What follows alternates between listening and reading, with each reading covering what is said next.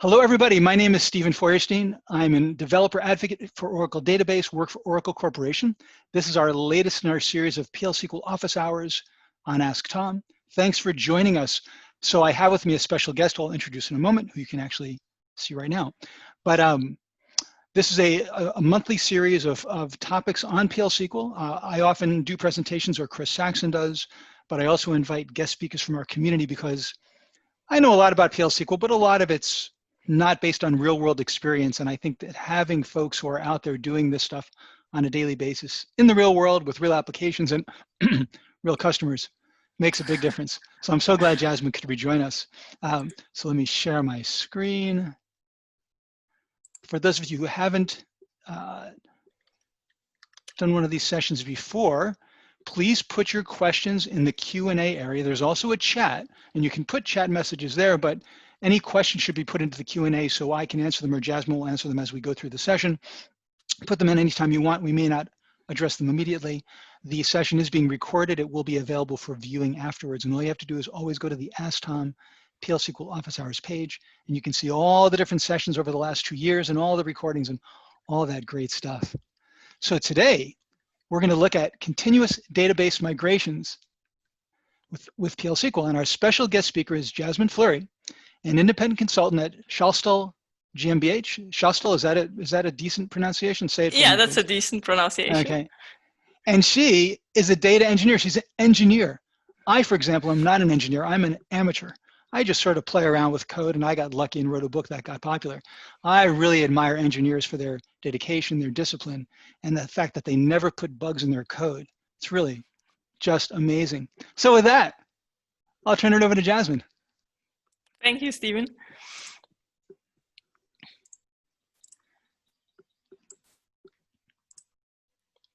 So welcome everybody also from my side. Today we are going to talk about continuous database migrations. It's some experiences that I have done with customer project, or I've made with customer project, and I'm very happy to be here. Very short something about me. I'm a database developer or a database engineer. And in SQL development, one major thing that we do all the time is database migrations. They're really popular. And today I share my experiences with what worked out with doing database migrations on a database application and what doesn't. So what am I talking about today exactly? Let's have a short look. Continuous database migrations are database migrations that happen often. They are not one big database migrations that transform one application into another, but many small ones that continuously change your database application according to the changes that you implement. So this can look like this, that you have an initial setup or an initial state of your objects, then add new objects to them, make some alterations, and then alterations again, and it goes on like this. Changes will then continuously get deployed against the database because your application is never in a finished state. Requirements often change, and so will your application change over time. And this is called a migration script-based approach. That means the state of the database forms out of the continuous migrations that you make and that you deploy against your application. With a migration script-based approach, the objects in the database form out of the scripts that you run against the database combined. So if the state of the database is needed to be restored, all the scripts need to be run again against the database. An option here is to export with each migrations that you do the DLL of the object that you change as well, just to have another option to build the whole database based on the DLL of the object and not only based on the migration scripts that you have done before. So this is a second set of scripts that you have with all your object definitions beside the migration scripts. And this is mostly a lot faster. Now, to automate a migration script-based approach, there are several database migration tools available. The most prominent ones are probably those three. Flyway, Liquibase, MyBatis migrations are the biggest from my point of view, or in my bubble that I live in. If someone uses other tools, just write in the chat and we can discuss that later. Or does anyone have custom built tools that they just wrote for themselves? That would be very interesting to know or to see. Because I also experienced at customer that they tend to build their own tools. It's something that I don't recommend because the maintenance of those tools is often very time intensive. So the best thing is use what's on the market, and you will find people that help you with problems when they come up. Especially the Flyway and Liquibase community they are quite big, and if you have a problem, you will for sure find help in those communities.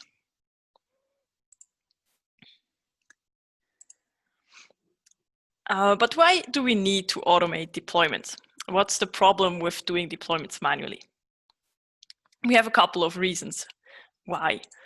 The first problem with manual deployments in different environments is that people tend to fix problems also manually when they do the manual deployments. And this leads to a different state of objects in those environments. Only small deviations between the environments mostly, but those are a real problem when you are doing migrations again. So environments throughout your deployment pipeline, so in dev, test, and prod, should be never edited manually so that they stay the same. That makes migrations really easy. Another very common problem that I see, if not automated, changes need to be tracked manually. You need to know which version is installed in which environment.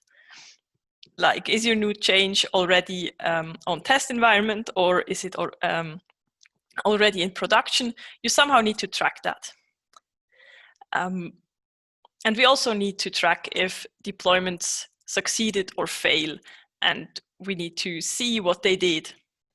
And when done manually, deployments cannot guarantee automated logging of those changes or release informations. So even if you tell all your developers to include logging in their scripts, for example, and write the release informations to the database, it will be forgotten eventually, either logging or saving release information. So stuff like this can be automated with an automated approach, especially a framework that supports you is probably the easiest way. Manual database deployments also tend to be bigger because changes are gathered from different developers together, because one has only to make it once then and not multiple times. So instead of multiple small changes, there's the tendency to gather all those changes together into one large, scary deployment package. And this increases the risk that something can really go wrong, because the more lines of code you deploy, the higher the risk is that something goes really wrong. And if you have small packages, they decrease the risk that something goes wrong. And if they fail, they don't stop other changes from getting deployed into the next environment. So if they fail on test, they don't stop other changes from going productive if they're not dependent on them. Now, manual deployments are also very stressful because the risk isn't really decreasing the more you are doing it. Human errors can occur all the time, and you don't have a guarantee to make every step in the right order. You click on the wrong button and something goes wrong. That can happen all the time. So you will always be under a certain amount of stress when doing a manual deployment, especially if you log into a production environment. That's really stressful. At least for me. Maybe for other people it isn't as stressful. So it's also doing a lot of repetitive manual work, and that's not fun. And deployments are repetitive. It's always the same thing, and therefore they're very boring, and when something is boring, it's error prone because we don't really focus on what we are doing. Now, are there some scientific facts about team performance and delivery, or am I just making things up here? There really are facts why you should automate your deployments. I've read last year this book, Accelerate. It's from Nicole Vosgrench, Humble, and Gene King, and it's a fantastic book if you want to know why you should do something about your software delivery performance. It informs you how the performance impacts your business and also your business performance. And it's applicable for all kinds of businesses and especially for all kinds of applications. So it's not only for non-database applications, but for all of them. So it's not only for IT organizations, but all kinds of organizations that have software of any kind. So I really recommend this book. And I picked out 2 facts out of this book to highlight why this is so important. The first one is where code deployments are most painful, you will find the poorest organizational performance and culture. So this means that if your deployment process lacks efficiency and has inefficient processes, your whole organization probably lacks efficiency and proper processes. That's why it is even more important to work on how you work, because it will improve how your organization works as well. The second highlight is that software delivery performance positively impacts organizational performance. So if you are able to deliver your software frequently and in small packages with a small amount of functionality, but continuously, that will positively impact how your whole organization is working. And not only has advantages for you, but all the people around you as well. Now, I asked people when I prepared these presentations about characteristics that they think are important with database migrations. And from all the feedback that I got, I came up with 5 points. Database migrations should be, as a first, automated. So no manual work is necessary for the deployment to happen. They should be robust, so resistant to errors and can handle crashes. They should be repeatable so that they can run multiple times without having an impact on the environment and without doing harm to the application itself. So if a migration script fails in the middle, I need to be able to fix it and run it again without doing any harm or causing other errors to happen. Migrations should also be very fast. So they should run in the shortest possible time because you don't want to wait for them and you don't want to lock users out of your applications if you do migration. And they should be instrumented. So instrumentation means the migration should tell you what it is doing. So if you don't know, you are flying blind.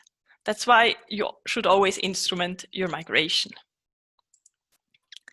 Now, to be able to tell how your delivery performance is doing, we need to measure them. So a first measurement that you can take when you are assessing your deployments is the deployment speed. The thing is, deployments should travel fast through your deployment pipeline. So the deployment speed is the time a package needs to travel from deployment to the production environment. So all the way through development to test to pre-prod to production. That's the deployment speed. And this should be as fast as possible. A second measurement are the deployment failures.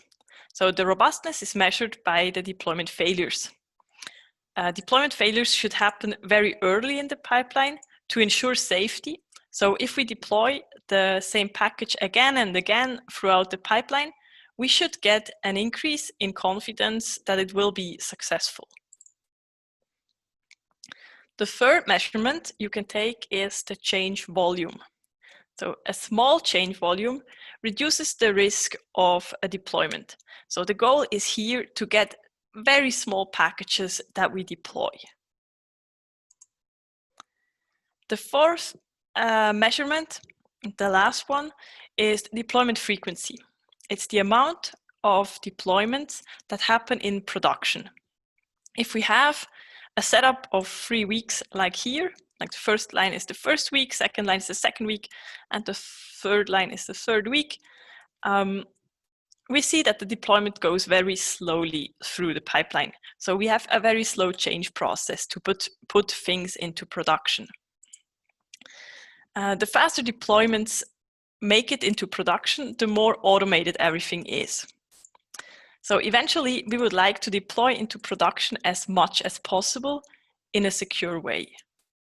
So as you see on the right side, deployments should happen almost every day, because then you know that you automated most things, that you can react fast to changes, and that it is possible to also fix something when it's really necessary.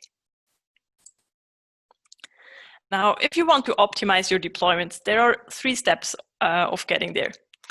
Most projects that I see, or when I come into a project, I mostly see this state where the people are forming one package that consists of multiple changes. So the numbers below are the changes that are collected into a package that is then deployed manually. You can improve this first by splitting the changes into single packages that are slightly smaller and then make their way into productions on their own. They can still be deployed manually, but it's a first improvement that you can make.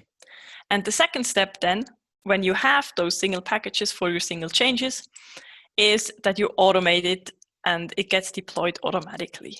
So no more hands-on stuff here. Now, what else do we need to be able to automate deployments? Do we have other preconditions? And yes, we have. If you don't have a certain set of preconditions, it gets very hard to automate your deployment. So let's have a look at what those preconditions are. I got the preconditions that I will list in a moment from a blog from Martin Fowler. He described there the building blocks of continuous integration. And they're really applicable to all kinds of applications as well. The first thing is automating the build. So if we talk about builds here, builds are in a database environment the same thing as a deployment, because we don't have to make executables before we deploy, we just deploy our scripts against the database. Then the second thing is every commit should build the mainline on an integration machine. The mainline here is your main branch in your version control repository. And this should be built or deployed on an integration machine so that you know that all the things that you have in version control together form a healthy application, that they can build your whole application from scratch. The third thing is automate deployment. That's more or less the same thing as automate the build, because as I said, a build and a deployment is really not different from each other when we talk about database applications. Then make it easy for anyone to get the latest executable. This means that developers should have access to this integration machine so that they see how the application works, and they should also have access to your Git repository. So all the developers can get all the latest executables. Then your build should be self-testing. This is not about testing, but just want to highlight that if you automate deployments and continuous integration, you should also automate your testing So execute your tests automated in that pipeline as well. Then the test should happen in a clone of the production environment. If our test environment or integration environment, or how you call it, is very different from the production, you cannot be sure if your changes will work in production. Second last is maintain a single source repository. So you should have one repository for your application. Don't mix applications into the same repository, and also don't use multiple repositories for your application. So there's really one repository for your application. That can be Git or Subversion or any version control system that you prefer. And the last one is everyone can see what's happening. With the code base, with your deployments, and be sure that you have some kind of monitoring of all your automation, that you can see the status of your pipelines, that you can see who did pipelines, what version is installed on which environment. So transparency is here really important. This I already said. So if we have a system that is a database, our build is really not different from a deployment, because building something means you are deploying a script against the database, and that's the same thing. So let's have a look at the code. Yeah. Jasmine, actually, this might be a nice time to take a couple of questions. Yeah, sure. So the first is, how do you define the difference between a migration and a deployment? I always thought of them as two different things, but maybe I am old-fashioned. Maybe I use them as the same word. Okay. A migration is when you change objects in your database. So I think the point this person's probably making, Alan, is that migration is often talked about like I'm going to migrate my data from SQL Server to Oracle, something like that, or migrate between. Yeah, that's okay. not the case. We talk about migrations when we change the state of an object in the database. Okay. And the deployment is just running the script. Okay, great. And second question, how can you release every day? It's okay with hot fixes whenever they're needed, but if you work with sprints and you develop modules, normally you release at the end of a sprint, and the scripts might be spanning many schemas. Thoughts on that? I mean, you don't have to deploy at the end of a script, because I think it's healthy when you finished implementing a feature or a new functionality for your application. Doesn't matter how you are organized. It's practical to go with that right away through the pipeline and not wait 2 weeks because your planning intervals are 2 weeks long. Because the faster it is in production, the faster you can also react if there's a problem. If you wait 2 weeks, you usually forgot about what you have implemented exactly, yes. And it's just too far away. It happens to me all the time if I don't do that right away. And the challenge, of course, is that you have to make sure that what you're deploying doesn't have tentacles and connections into other things that people are working on. So it can be often very difficult to constrain the scope of that migration. But yeah, exactly. And if you have small features that are going fast through the pipelines, you will have less dependencies. So others also will have less problems deploying their code because it's also already in a different state. Okay, and one more question. This came up earlier. I answered it a bit with a couple of links, but you might have more detailed information. How do the tools like Flyway and Liquibase handle addition-based redefinition, additioning? If you are using addition-based redefinition, you can build them into your Flyway scripts. That's not possible. So not a problem, because you are writing native SQL, and then you can just do the native or use the native functionality that you have, and you will be able to use addition-based redefinition. Okay, great. All right, thanks. That's it for questions. Okay, great. I think, actually. Have another one? No, go ahead. Just comments. Okay, good. Let's go ahead. We have 2 categories of database object definitions. We have non-repeatable database object definitions, and we have repeatables. The repeatable ones I call the easy ones, because if I change them, I don't have to think too much about them. There are more or less views, packages, functions, procedures, and synonyms. They have no state, and because they have no state, you don't need to think what you are changing, or not a lot. Because multiple executions of those objects lead to the same result. And the execution is usually fast because, again, you don't have state. So repeatable database objects can be easily redeployed when they are changed, without having a lot of state that you need to be concerned about. We will have a look at packages and views and why this is so easy. Packages have this functionality of create or replace the package. And here you also can create or replace an additionable version of it, as the question before was.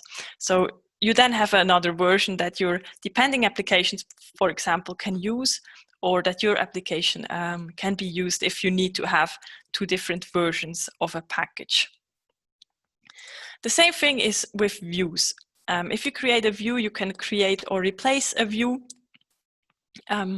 with a view name, and it just replaces the object that you had before, and you don't need to worry on how to change it. You just replace it with a new version of it. The hard ones are the non-repeatable ones. We see this with indexes, tables, sequences, constraints. They contain state. And multiple executions of those objects lead to errors. And the migration might take some time. So non-repeatable database objects need to be migrated to be changed. So we cannot just take the DLL and redeploy it, but we need to think about how to change them. And we'll have a look at tables, because that's the most common migration object that I experience. So we have this create table statement. We create a table customers that has a customer ID, a customer name, and the city. We see here, this is SQL Developer Web on the Oracle Autonomous Cloud on the free tier. It's a short demo. We create the table customers. That works. And if we create it again, we get an error that the name is already used by an existing object. That's exactly what is happening with those hard objects to migrate. So this is not repeatable, of course. Now we have two possible ways to migrate this table. The first thing is alter table. And the second thing is creating another table and inserting the data or the state that we have as a select statement or with inserts. The first that we are looking at is the alter table. We are altering the table customers, add a column country that is a varchar with the size of 100. And this looks then something like this. We alter it. The first time will work. And the second time that we are executing it, it gets an error. So this would happen if you would have a migration script that uses this command and it breaks in the middle. And if it breaks, you fix the error where it broke. But if you run it again with a command like this used in such a way, you would have then other errors because all the alter table statements before don't work anymore. And we don't want that. So this is also not repeatable, it's not robust, and it's also not instrumented. But disclaimer here, none of my example here are instrumented. We will come to logging afterwards. A second option is we alter the table with checks. And now here, PL SQL makes it possible to add conditions. And we can also call functions, for example, for logging. And conditions allow us to skip certain parts of a migration. So let's go back to the example. In the SQL developer, we have a select here from all tab columns that checks if a table with the name customer and the column name country already exists. If it does, one is saved into alcol count, and if alcol count is 1, the if statement wouldn't be triggered and the alter table statement wouldn't be executed. So if we execute this, this will go through again and again. So we can execute it many times because it checks always the state of our migration. So if our migration script breaks in the middle and we need to fix something else, if we run it again, this will still run without errors because we check the migrations that were done before and don't execute them again. This is very important also because of the time that you just save. So this is then repeatable. It is robust, but it's not instrumented. We can also alter tables with catching the exceptions that we have. I see this very often in projects because people tend just to want to eliminate the exceptions that get thrown. It's also possible to do this. PL SQL also provides possibilities for handling those exceptions. For example, here with the pragma exceptions, that we catch that if a field is already null. We see this in the example here. We have this exception that catches, that is catched or is thrown when something is already null, and we set it null again. And we just catch this. So it executes the migration, gets an error, and the exception then is ignored.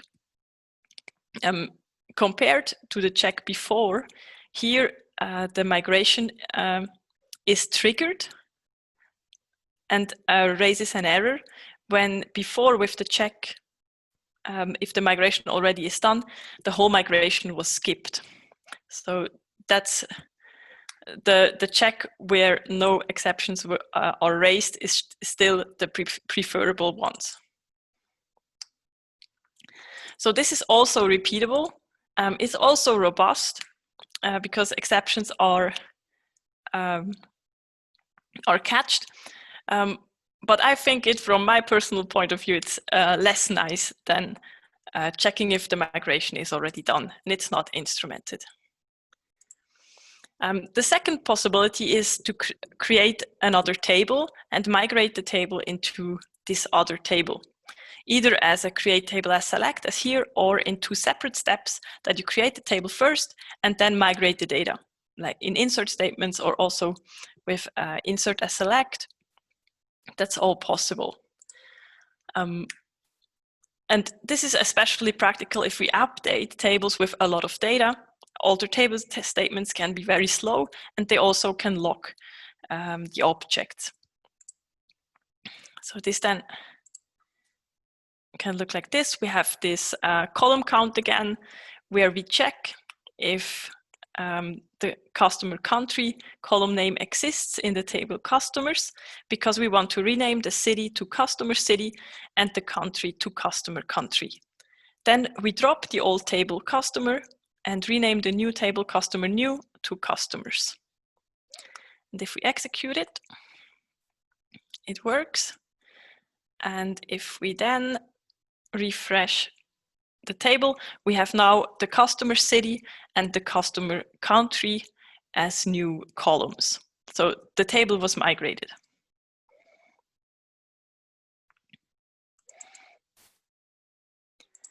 So this is repeatable, this is robust, And if it was already done, it's not going to do the migration again, especially if you have a lot of data that is migrated.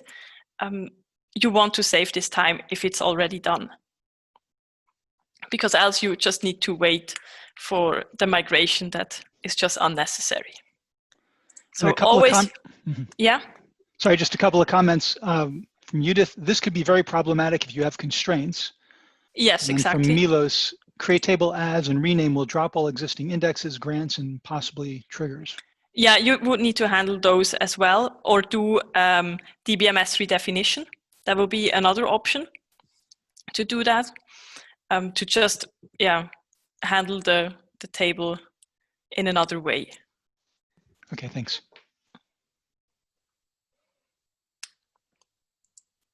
So always use the fastest possible way for the migration if you can.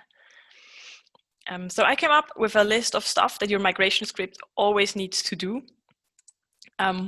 First, check if the migration is already done.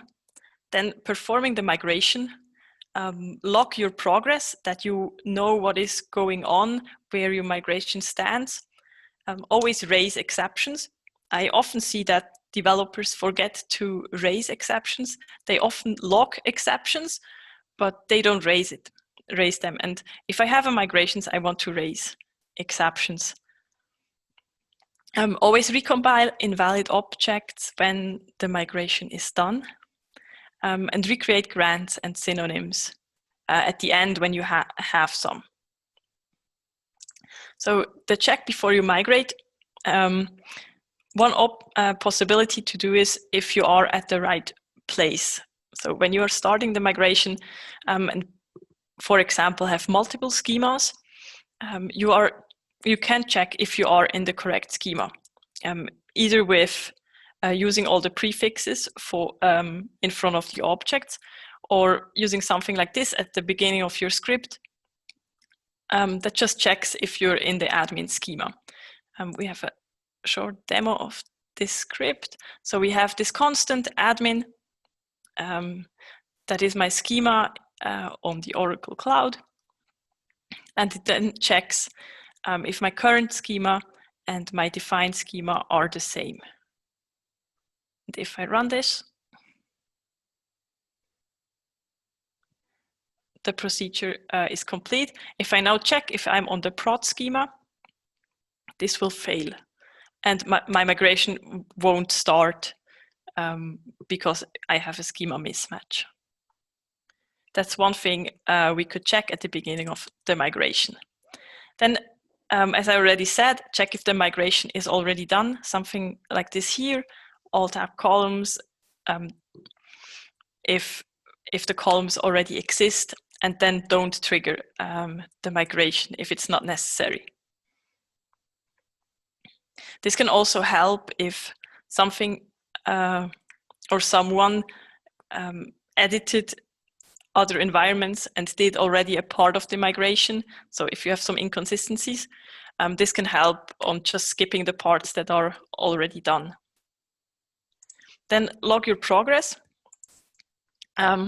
Also here, please don't write your own logging framework. It's 4 or 5 projects that I work on use their independent logging framework that someone else wrote, and not one of the open sourced ones. So also a question to the audience, who uses a self-made logging framework in their application? That will be really nice to know, because I think it's more than half of applications that use some individual logging framework, because there are many out there that are open source, that are easy to use and have a lot of functionality. Yeah, so folks in the chat, if you want to just write whether or not you use your own logging framework or one of these that are on the page or others, that'd be great to hear. Thanks. Yeah, that'd be great to hear. So then recompile invalid objects after the migration. So as I said, if you change objects, change tables, this is an example for views, just recompile at the end so that you have a state of your application that is fully functional again. You don't want to have errors only because you have invalid objects lying around. So yeah, let's go back to the questions. That was my last slide. Can you go back one slide there for the compilation? Yes. Do you ever take advantage of DBMS utility compile schema? I have used it, okay. But I tend to use this. Oh, sorry. I really tend to use this and building my SQL script together. Mm-hmm. The compile schema I have seen in other scripts, but I tend to not use it. Okay. Maybe because I don't know the functionality well enough. Yeah, in earlier versions it was problematic, and the theory was it would recompile all your invalid objects. And that was okay. Great, but probably up through 10 or 11, it would recompile them in, as far as I could tell, alphabetical order, which doesn't do you a lot of good when you've got dependency issues, because you're just marking other things invalid along the way and you'd have to run it like 2 or 3 times. Yeah, exactly. But now it does actually do it in a dependency-based order. So I'm not saying that you shouldn't do this. I like the idea about, I've made these changes, I'm going to recompile those objects. Yeah. But it might be something that people want to do in general at the end of their migration, to just make sure that anything that did get marked invalid is kind of recompiled for people. Yeah, and can you filter on the type of the object in? No. It's just the only parameter is the schema name. Oh, okay. Yeah, that's it. Because I tend to do this because sometimes I just change tables and then I only want to recompile the views or the packages. So Makes this sense. might be a little faster, but yeah. I will have a look at the other one. That sounds very interesting. Okay. And here's a question that came in from Andrea. The hard migration suggestions are very hard to implement in a 24/7 shop with large tables. We have a hard time with those. Redefinition is still still not for the average developer. The DBMS redefinition? I think, or addition-based redefinition. That's what I would think Andrea is talking about there. Okay. But any thoughts about? Go ahead. Mm-hmm. Yeah, because if you have a 24/7 application, you really should use the addition-based redefinition because it allows you to have multiple versions of your objects that you have. And if you need to do a table migration, you can also just copy the table, do a view over it, and then have those 2 versions over it if the migration isn't possible to do in seconds. Mm-hmm. Or with DBMS redefinitions, it's also possible to do this real time. I think I have the link in the references. It's a functionality all of my DBA colleagues use, but almost none of my developer colleagues know about. And I found out about it by telling them, well, yeah, table migrations take me so long. Even our application isn't a 24/7 application. And they said, yeah, just use the DBMS redefinition. So that is real time and doesn't lock your objects. And there was also a comment from Tidio and Jorge, util recomp. So there's another package called util recomp that will also do regions, and you can do it in serial or parallel, again specifying the schema. So that's something to look at. Yeah. And thanks for that input. I have a question from Eric. This all seems to be based on a single PL SQL script doing your migration. Could this work if you have DDL in one file per object? External scripts can't be called from inside PL SQL. Yeah, if you are doing or if you are using one of those migration tools that I showed, like Flyway or Liquibase, you have multiple scripts that you can deploy in the order that you want them to deploy. You don't have to gather all your deployment information or your migration in one single script, because then you would have this huge script that will eventually break something.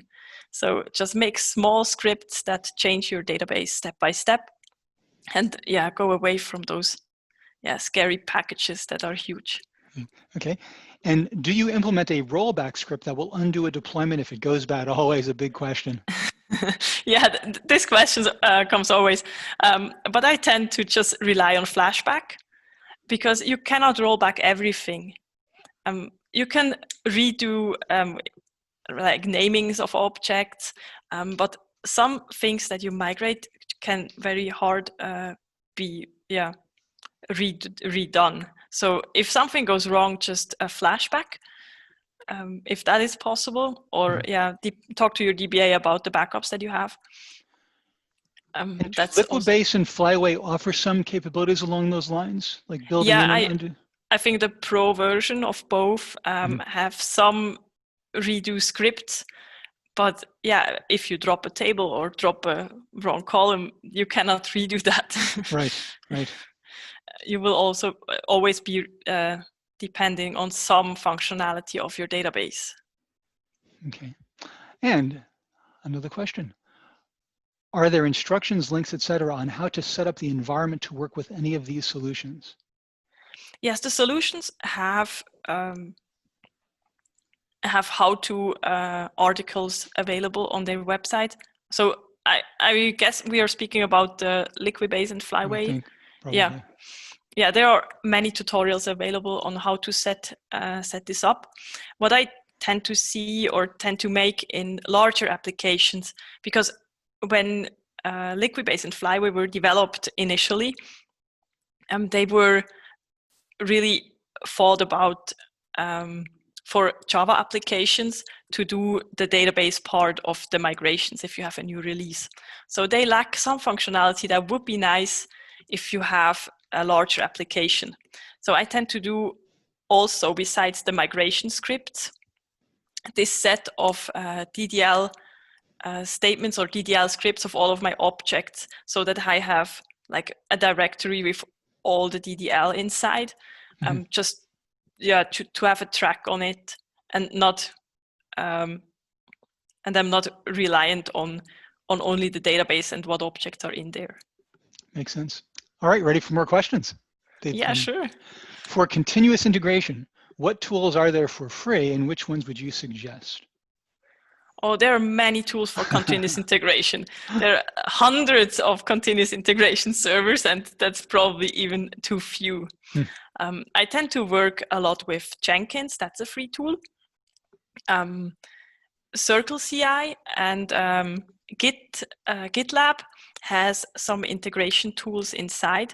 Also, GitHub has GitHub Actions that are built in. So you have your source control directly where your continuous integration pipeline is. So that's directly together.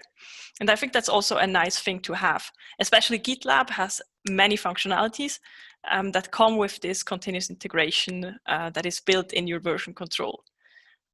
It's also nice to have only few tools, because if you have then like a tool garden, that also is a bit hard to manage over lots time. Of weeds. Yes. Okay, here's another one. Did you ever have a situation where as a user, you run a migration and you don't have the privileges required to implement everything? For example, you need to grant sys DBMSAQ, but your user doesn't have permission to execute it. Is the only way around this getting the DBAs to increase your migration user privileges to allow this? Yeah, exactly. If you have something that you're not allowed to, we had that and made a special user for deployments together with the DBA. So only that user had more rights than we had. It's important that the developers then don't start using this user to go onto the environments and start doing things. So just let the DBA handle the password of this, but set it up as a user for your deployments. You can also do this with a role, for example, that you have a role that you then grant to the user and do the deployment with this role, like a deployment role that you just get yourself when you start the migration and log in as a user. That makes sense. Okay, well, let's see. It's coming up on the hour, and we're out of questions. I think you had another slide there with maybe some links or references. I don't know if you want to go back to that. I thought I'd turn off the share because we were just talking. I have some references here. Here's also the reference to DBMS redefinition. Share your screen. I turned it it off. Sorry. There we go. There's also the reference to DBMS redefinition. And here are the links to Flyway, Liquidase, MyBatis, Migration. Important also to say there are a lot more migration tools for different languages. So if you have a PHP application, maybe there are other tools. Those tools, those three, work also as command line tools, and that's why I tend to use them, because I don't need a Java application around it to just be able to use them. I have the links for the logging frameworks, to the Oracle free tier, to Martin Fowler's blog post about continuous integration. That's a really great one, and to the Accelerate book. So it's probably all the things I used. Great. Now we'll post these we'll post a link to these slides on the Ask Tom Office Hours page for this session. It'll be a PDF, so we'll just make sure that these are tappable links. Otherwise, we'll need to include the URLs. Yes. Not that people can't just find this stuff by doing their own searches, but we'll make it as easy as possible. Okay. Yes. Any other questions or comments in your own experiences with migrations that you'd like to share? I can even turn on your mic if you'd like to, share some comments via voice. Did someone write if they use custom-built logging frameworks? We saw very little in chat. Eric said that they use Logger. Okay, they use Logger. And Gil, it looks like they use their own. In the dev gym, so the back end for the dev gym, we use our own, partly because getting approval to bring in open source frameworks at Oracle is just too much fun. But it's certainly, I would certainly pick Logger as my first choice, given how long it's been around and how much. I see that's a huge problem in most organizations, to get the approval to use external stuff. Mm-hmm. All right, so why don't you unshare your screen? Yes. For some reason, I can't seem to smoothly stop somebody else's sharing. Okay, so thank you, Jasmine, for joining us, for sharing your expertise, the experience you've had with migrations. A really nice presentation. I think a lot of very useful, helpful hints. So we'll get the recording up within the next day or two with the link to the slides, and do follow Jasmine on Twitter, and learn more about her experiences and what she shares in that format. And hopefully we'll bring her back in 2021 for some more Ask Tom Office Hours. Thank you so much, Jasmine. Yeah. All right, take care. All right, take care, everybody. Stay masked. Do what you need to do. Follow what your government tells you to do. If your government is telling you sensible things to do, hopefully 2021 will be a lot better than 2020. All right, everybody, take care.